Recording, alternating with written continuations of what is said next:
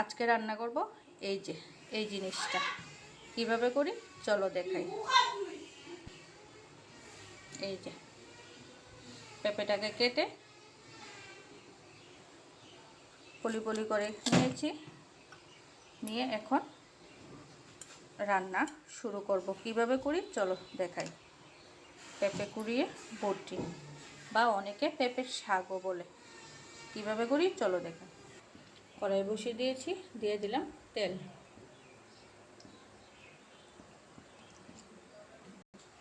দিয়ে দেব লবণ, দিয়ে দেব আলু, অল্প করে হলুদ দিয়ে ভালোভাবে ভাজি করে নেব।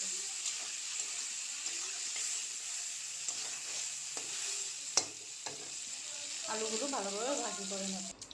এই যে আলু ভাজি নামিয়ে নিলাম। এখন আলু ভাজির তেলে দিয়ে দেব গোয়া মুড়ি।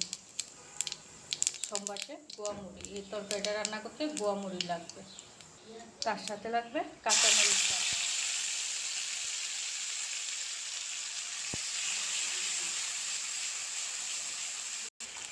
এখন দেব লবণ,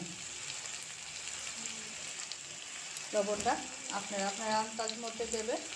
আর দেব হলুদ, জিরে গুঁড়ে আর ধনে গুঁড়ো দিয়ে ভালোভাবে মশলাটা ভাজতে হবে। এই যে মশলা ভাজা হয়ে গেছে, কি সুন্দর তেল ছাড়ছে। এখন দিয়ে দেব এই যে পেঁপে কুড়ানোটা। এখানে পেঁপেটা এইভাবে কুড়িয়ে নিলেই হয়ে যাবে। অল্প করে বাটি ধোয়া জলটা দিয়ে দিলাম, দিয়ে ভালোভাবে নাড়াচাড়া করে কিছুক্ষণ সময় গ্যাসের চুলার আঁচটা একদম লো ফ্লেমে রেখে রাখতে হবে, যাতে এগুলো পেঁপেগুলো আস্তে আস্তে একটু মজে যায়। এই যে তরকারিটা অনেকক্ষণ মজে গেছে। এখন দিয়ে দেব বাদাম, সঙ্গে দিয়ে দেব আলু ভাজিগুলো।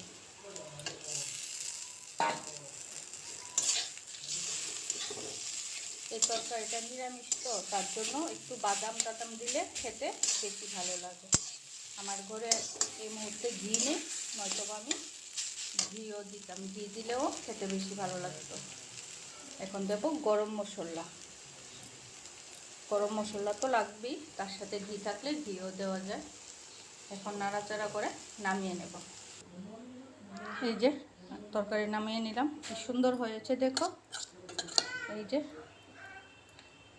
যে সুন্দর সেন্ট বেরিয়েছে বলে বোঝাতে পারবো না, এত টেস্টি।